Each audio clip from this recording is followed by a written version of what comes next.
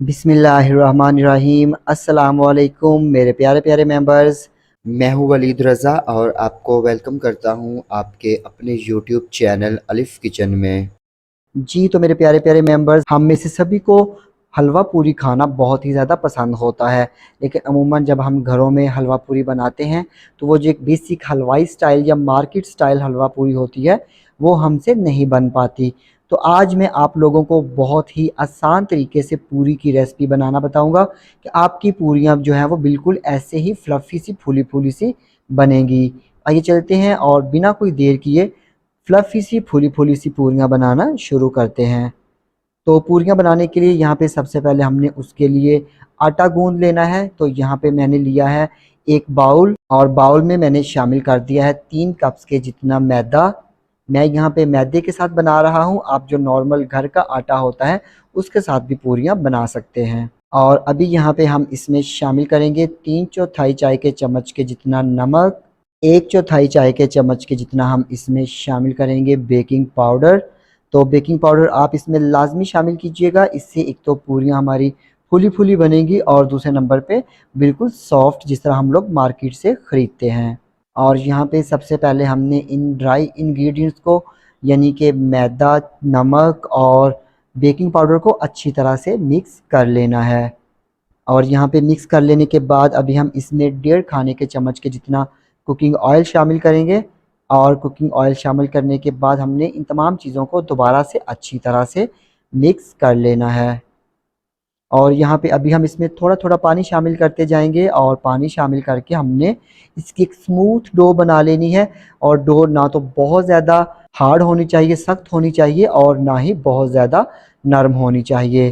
तो अगर आप चैनल पे नए हैं तो जल्दी से चैनल को सब्सक्राइब कर लीजिए और बेल आइकन को प्रेस करना मत भूलिएगा ताकि हमारी जितनी भी लेटेस्ट रेसिपीज़ हैं वो सबसे पहले आपको देखने को मिले। तो ये देखिए जी, यहाँ पे हमने पूरियों के लिए आटा गूँथ लिया है और अभी हम इसके पेड़े या बॉल्स बना के रखेंगे।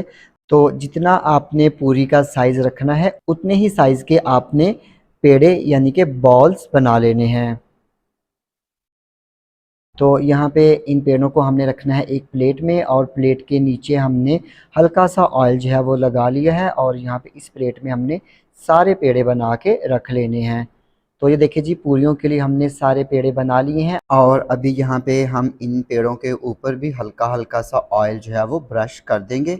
इससे क्या होगा, एक तो जो पूरियों के लिए पेड़े बनाए हैं वो सॉफ्ट हो जाएंगे और दूसरा इसके ऊपर जो है वो एक पपड़ी सी जो होती है, जो ड्राइनेस आ जाती है, वो नहीं आएगी। और यहाँ पे अभी हम इनको कवर कर देंगे किसी भी कपड़े की मदद से या ढक्कन की मदद से और कवर करके हमने इनको आधे घंटे के लिए यानी कि 30 मिनट के लिए रख देना है ताकि ये पेड़े हैं वो अच्छे से फर्म हो जाएं और फिर हम इनकी पूरियाँ बनाना स्टार्ट करेंगे। तो यहाँ पे अभी हमने गरम ऑयल में पूरियों को डालते जाना है और डालने के साथ ही हमने चम्मच की मदद से इसको हल्के हल्के से प्रेस करना है तो ये फूलना स्टार्ट हो जाएंगी। तो यहाँ पे पूरी को मैंने काउंटर के ऊपर रख के जस्ट हाथ की मदद से ही मैंने जो है इसकी एक रोटी सी बना ली थी और वो थोड़ा सा पार्ट जो है वो मिस हो चुका है, इसलिए वो अभी वीडियो में शामिल नहीं है। सिंपल आपने एक पूरी का पेड़ा उठाना है और उसको हाथों की मदद से ही ऑयल लगाकर अच्छी तरह से आपने उसको बिल्कुल रोटी की तरह का बना लेना है और फिर बिल्कुल गर्म ऑयल में इस तरह करके आपने डालते जाना है। तो यहाँ पे इसी तरह हमने सारी पूरियों को बेलते जाना है हाथों की मदद से ही और बहुत गर्म ऑयल में हमने इनको डाल के हल्के हल्के से प्रेस करते जाना है और फिर फ्राई करके निकालते जाना है।